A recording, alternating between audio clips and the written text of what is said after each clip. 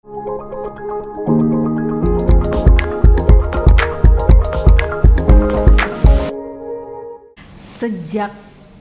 SMP waktu itu nggak tahu kenapa gitu ngelihat apa ya Wanadri ya Bu ya, Oke. ya gitu kan. Terus memang jiwa maskulinnya agak banyak ini gitu. Mungkin dari situ mulai ada meronta-meronta, tapi orang tua sangat melarang. Nah, jadi ilmu-ilmu Wanadrinya aja yang saya pelajari, ini kayak gini-gini. Akhirnya berkecimpung di pramuka, aktif untuk mengaplikasikannya aja, nginep camping-camping kecil-kecilan gitu kan. Hiking gitu. Hiking kecil-kecilan aja gitu, sama orang tua nggak boleh ya gitu, sampai SMA belum boleh ya gitu. Tapi di usia pergi ke hiking apa segala boleh? aman, masih boleh. Oke. Untuk yang pulang Iya pulang pasti. Pulang, Cuma gitu. sejam 2 jam Iya. ke air terjun balik lagi curug ya gue ya, curug, benar. Itu diizinkan. Nah setelah itu baru mikir, ya Allah pengen banget, mungkin itu jawaban lagi, pengen banget ya Allah gitu. Ya kira dikasih dapet jodohnya yang memang dia Pendaki. sudah expert, iya pendaki, Oke. expert gitu. Ini Udah. dia jawabannya gitu, yang pasti akan bisa mendampingi saya sampai selama kami masih mau gitu kan gitu. Ya, akhirnya pertama pendakian saya di Rinjani Ibu. Tapi saya nggak mau ngecilin ilmu, walaupun udah pembelajaran dari SMP, tetap saya harus ada prakteknya yang saya 3 bulan itu kan. Saya menghargai gitu, menghargai alam. Harus mempersiapkan. Mempersiapkan diri, benar-benar fisiknya kuat, nyampe sana tuh kita happy terus. Karena mood booster kita sudah terciptakan. Dan sudah apa ya, kita sudah siap. Kalau kecapean berarti kita harus seperti apa? Enggak Kan istirahat. diri sendiri ya. Iya, dia udah ngasih tahu capek nih, ngantuk. Kayak tadi saya lihat di danau ngantuk, tidur dia gitu. Tidak perlu dicari-cari atau disuruh-suruh aja tidur gitu. Nah, kebanyakan memang anak-anak yang tektokan itu tidak menghargai waktu, yang saya lihat sekarang gitu ya. Selama pendakian di kayak gunung gede gitu. Kita mau tidur, mereka masih main-main gitar, masih cerita-cerita api-api unggun gitu. Tapi itu seperti itu kan ada guide-nya. Kan pasti guide-nya mempunyai SOP yang sama dong. Ini jamnya tidur, ini jam. Iya. Kembali lagi ke dirinya mereka. Akhirnya mereka nggak disiplin Bu gitu. Dan besok paginya memang mereka nggak jadi muncak, walaupun press listnya mereka di bawah mau muncak. Tapi kan yang rugi mereka gitu. Jadi pas kami akhirnya naik gitu, terus tenda sebelah sudah sepi baru tidur. Padahal itu jam 1 kami mau naik, tapi nanti beberapa di perjalanan akan ketemu sama orang-orang di belakang. Yang juga naik, Iya, yang juga disiplin naik. juga. Disiplin berarti tadi udah tidur. Oke, jadi di atas menyanyi juga. Waktu di atas ini kan juga Saya. penyanyi juga kan. Waktu di Misinya itu. atas ada nggak kayak Betul. irama-irama di kuping yang, aduh ini bisa menciptakan lagu sendiri nggak? Iya, menciptakan. Jadi akhirnya panggilan dari dalam lagi memang menyukai musik. Ya saya nyanyi di atas bener Bu. Pendakian pertama udah sampai menitikkan air mata, saya nyanyikan gitu. Terus rasanya kan sebagai sebuah reward buat diri sendiri ya Bu. Bahwa oh Tuhan, saya sudah sampai di titik ini bukan karena saya menaklukkan gunungnya, tapi karena saya menaklukkan diri saya yang berisik ini gitu kan, yang jiwanya selalu pengen kepoan sama segala sesuatu. Penasaran terus ya? Penasaran terus. Setelah di alam nggak ada apa-apanya ya saya ya, kecil banget gitu. Gila ya. Bisa ngerasain sih, bisa ngebayangkan. Itu ya Bu ya. Bisa membayangkan kalau kita di laut pun kan sama. Oh ya, itu saya nggak lebih mampu. serem lagi. Itu lebih serem lagi. Kalau di laut. Ilmunya. Ya kan Ilmunya, dengan nggak perahu napak. kecil, nggak ada siapa-siapa. Iya betul. Cuma ya itu aja kayak kita yang Kayu itu aja teman kita perjuangan kita. hidup. Jadi mana dulu, pendaki dulu atau penyanyi dulu? Kalau penyanyi dari kecil atau Iya. apa sudah besar baru jadi penyanyi? Kecil suka sama almarhumah Nika Ardila, cuman kan orang kayak kakak saya bilang, kamu suka sama Nike, kamu umurnya masih kecil gitu kan, digituin sama kakak. Karena kakak suka putar lagunya. Saya juga mikir, iya ya, bukannya lagu anak-anak yang balon-balon. Waktu dia meninggal Umur 7 tahun Ibu. 7. Oh. Saya baru 7 tahun 95. Tapi sudah ngefans Itu jadi baru tahu dia meninggal kan karena sering diputar. karena meledak ya. Iya, gitu kan. Waktu pas baru-baru dia muncul saya nggak begitu ngikutin. Cepet banget kok dia. Hanya 5 tahun, betul. Cepet banget, masuk betul-betul peak-peaknya kan itu langsung hilang. Nah di situ tiba-tiba saya jadi ngefansnya di umur 7 tahun. Padahal dari kakak sih, kalau kakak kan suka muter. Tapi yang jadi fansnya ke saya, dikasih kesempatan di usia 35 kemarin untuk berhasil di industrinya, dalam arti berhasil menjadikan sebuah karya di industri musiknya. Gitu. Nah, ini lagu yang dibawakan itu ya siapa yang ciptakan sendiri atau? Lagu pertama diciptakan sama teman satu komunitas dari slow rock juga. Jadi beliau ngefans sama almarhumah, terus saya punya karya, dia bilang gitu, saya pengen dijadiin karya. Oh boleh kak, gitu bilang. Yuk kita collab, gitu bilang, kita kolaborasi, ayo kita berkarya bersama. Akhirnya diridoi suami, diridoi keluarga, berhasil. Setelah itu rasa terus ingin pengen kok tagihan ya gitu, belajarlah untuk nulis lirik, belajar. Pada saat menciptakan lagu itu perlu suasana yang tertentu atau harus ke gunung dulu, ke Rinjani? Kemarin sempat mikir sih Bu, kok saya jadi penulis lagu, perasaan saya ini suka alam. Tapi ternyata ada teman kita juga kan public figure, Firsa Besari gitu kan. Dia juga awalnya ternyata memang musisi. Dia terus penulis buku juga, tapi dia juga jadi mencintai alam. Jadi saya melihat ke diri saya bahwa oh ya mungkin seperti itu ya, karena memang suka alam. Jadi kita punya insight, cuman insight orang berbeda-beda keluarnya kapan gitu. Nah, kalau untuk karya Inggit pribadi keluarnya yang benar-benar orisinil 2024 kemarin, justru baru banget ya? Baru. Justru setelah saya pulang dari umroh Ibu. Oh, bukan dari gunung. Waktu umroh minta atau gimana? Iya minta, mungkin itu ya Ibu ya. Iya harus minta ya. Itu, jadi saya baru pulang tuh tiba-tiba pengen nulis gitu kan. Jadilah sebuah lirik. Cuma saya belum kepedean, belum pede gitu untuk main instrumen nggak? Main. Ya main instrumen, dan biasanya kan lagu orang yang saya bawa gitu. Nggak pernah bisa menciptakan. Apa, piano atau apa? Gitar. Oh gitar. Iya, jadi dari gitar mungkin sama Via bener ya? Iya maaf ya. Role model. Ketahuan banget. Satu frekuensi. Terus setelah itu mencoba untuk diskusi sama sis, saya manggil sis ya, sis. Kata dia nggak apa-apa, bisa digali. Itulah vibrasinya Sylvia, terus vibrasi yang berbeda mungkin karena saya tambahannya tadi di alam ya. Gitu. Kalau Sylvia benar-benar murni dari musik dan dia peka sekali gitu. Dia malah menggiring saya, ayo sis, semangat lagi sis. Jadi Kak Via yang bikin saya, kamu bisa kok sis, nggak apa-apa ibu-ibu, kan saya bilang udah ibu-ibu, nggak apa-apa ibu-ibu berkarya gitu. Oh iya ya sis ya. Nah dari situ kan unlimited, sama seperti kita jadi pendaki kan. Iya, 80 tahun aja tetap. Akhirnya begitu, tadinya nggak pede ibu. Itu kan seperti Tina Turner, itu tahun berapa? Oh iya.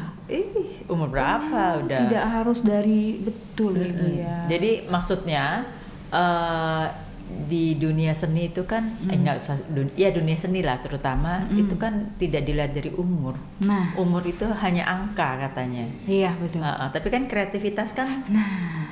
Terus kan. Itu yang tadi saya bilang berisik, maksud saya itu gitu. Oh kalau berisik, kalau bahasa saya itu bahasa berisik. Kalbu berisiknya Injit adalah begitu gitu, sampai akhirnya kata suami saya, nggak apa-apa Mi, kamu alirkan, kamu memang punya energi itu, dibilang gitu kan.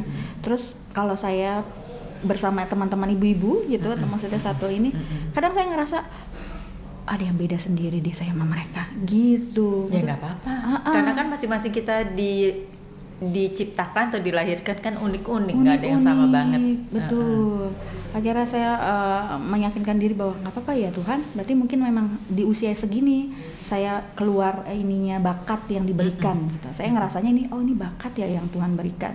Ya udah, saya coba asah, saya coba gali dulu, terus saya asah. Saya minta waktu di sana umroh. Rasanya apa setelah dikabulkan terus kemudian jadi keluar single ya? Itu gimana tuh rasanya? Baru berpikir bahwa Tuhan Maha baik. Oh sebelumnya nggak baik ya? Sebelumnya tuh ya Allah kok begini ya Allah kok begitu ya, ada aja interupsi, komplain aja hidupnya gitu. Ya Allah kok dia begini sih gitu. Sekarang pas di sini, hah? Oh, jadi kita cuma disuruh lihat ke dalam diri.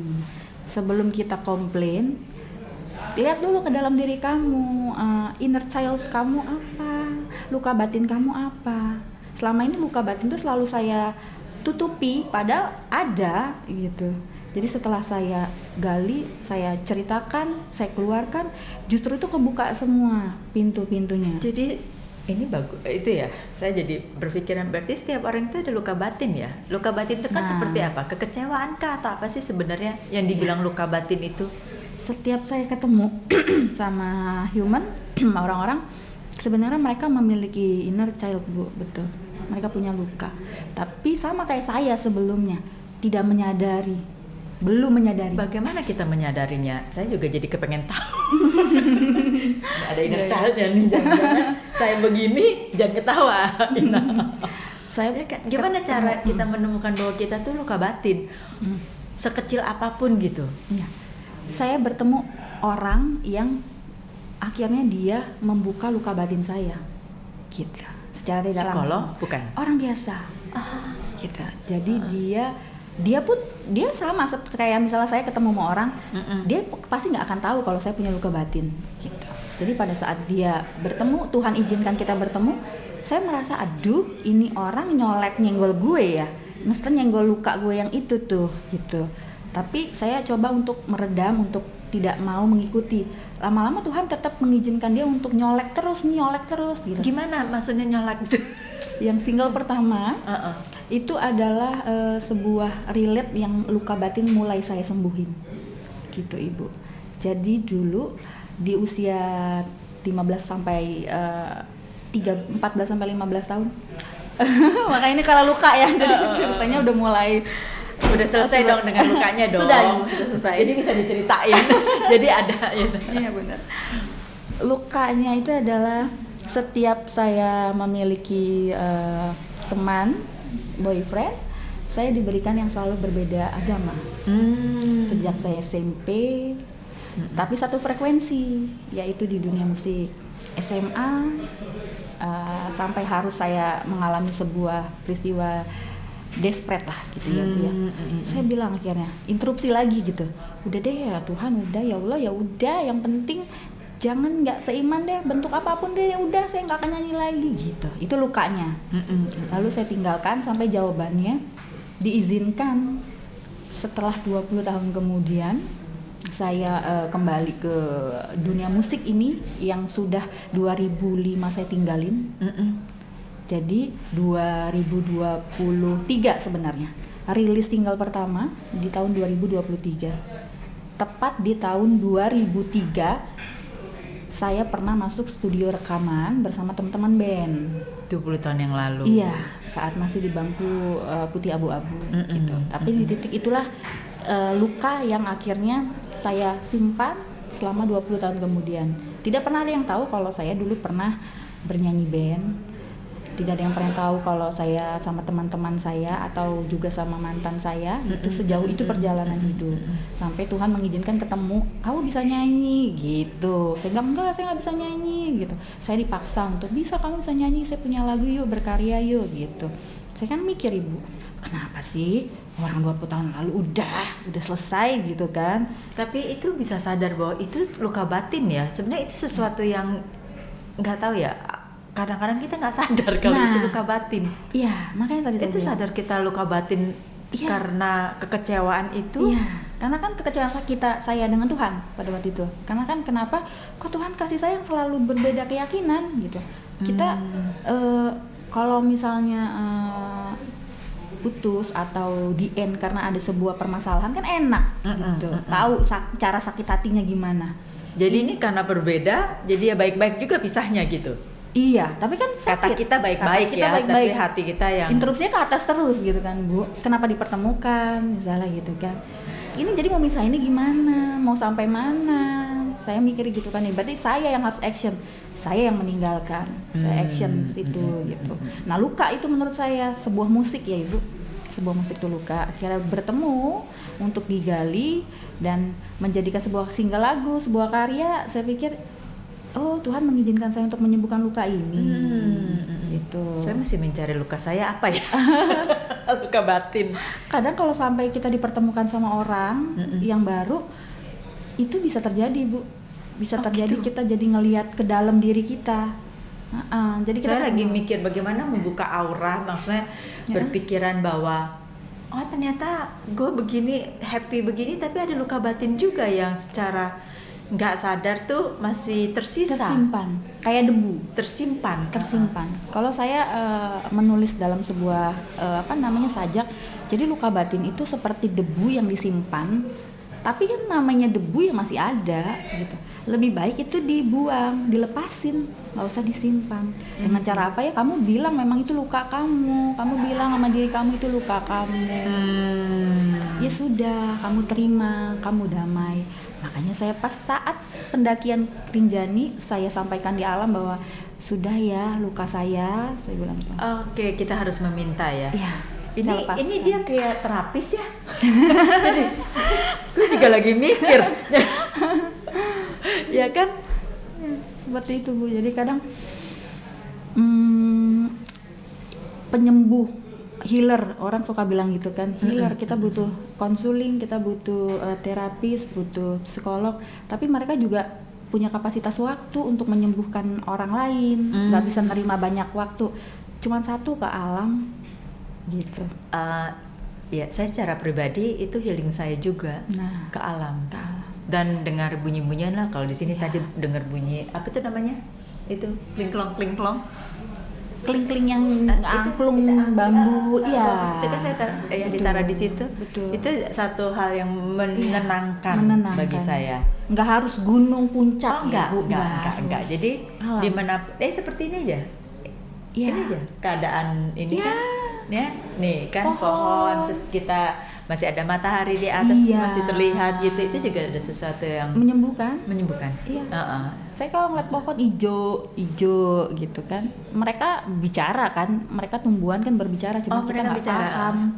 Iya kan. Saya kalau misalnya nih ya pulang di rumah, di pagar itu kan ada tanaman rambat yang ada dia bilang melati Jepang atau apa itu ya. Itu pasti kalau kan kecium wanginya. Kalau malam gitu kan, nah itu pasti saya ini kayak menyapa gitu. Aduh, wangi kamu kayak tuh enak banget gitu. Terus makin strong. Rasanya, tapi kadang-kadang kan orang bawa apa sih gitu. Tapi kita sendiri makin strong. Jadi betul-betul itu berbicara. Atau misalnya tanaman kecil yang kayak gitu ya, itu kan kayak gini-gini, itu kalau di rumah sembari lewat pegang begini, lewatin aja, wih bagus banget sih nih, gitu, hijaunya. Iya, itu alam kan Bu, kita bilang bicara. Iya itu sih alam. Nggak konsep alam terbuka besar di gunung harus ada pendakian, nggak. Tapi kamu kerja nggak sih sebenarnya? Ibu rumah tangga dari awal sampai dari awal. Nggak kepengen misalnya ya karena istri karena istri ASN itu konsekuensi ya, tapi kan ada juga yang kerja kan. Iya, konsekuensi saya menikah sama suami sejak awal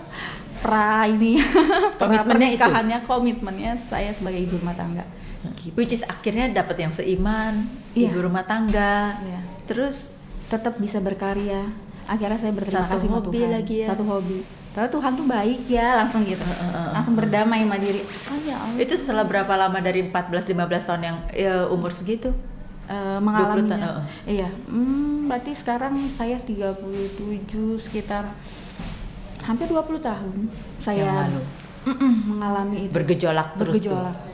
Dan setiap sekarang melihat teman-teman misalnya atau orang baru yang saya kenal, mereka konflik dengan orang lain, saya cuma bilang, jangan dinin, dia belum berdamai sama dirinya. Yang saya lihat seperti itu, gitu. Sebenarnya nggak ada konflik, cuma dirinya aja yang belum berdamai sama dirinya. Belum selesai ya? Belum selesai sama dirinya. Jangan malah terus sautin gitu, direspon, udah jangan usah. Tapi kan manusiawi kan secara otomatis kita kepikiran, ini apaan sih nih? Iya, gitu kebanyakannya kan? Maunya juga langsung lo jual gue beli gitu. Iya benar, sama persis. Kebanyakan begitu Bu, makanya sekarang pas udah ngeliat begitu, oh ini caranya Tuhan untuk menyadarkan saya. Selama saya ini masih kemarin-kemarin berisik, sekarang udah dikasih semuanya, dalam arti dikasih tuh nikmatnya gitu ya Bu, bukan bentuk nyata uang atau apa gitu, tapi kebahagiaannya. Sebenarnya kebahagiaan, kenyamanan, kedamaian yang kita di hati ya, Di hati hati. dan pikiran kan. Di hati dan tapi pikiran. sebagai istri seorang ASN gitu ya, nggak ada gelisah-gelisah apa gitu nggak? Kan biasalah kan. Gelisahnya Ininya kurang, ininya waktunya gimana gitu, nggak ada. dari awal tidak. Itu yang mungkin Itu kamu hebat sekali ya. itu yang mungkin saya sempat mempertanyakan ke diri saya sendiri sebenarnya Ibu.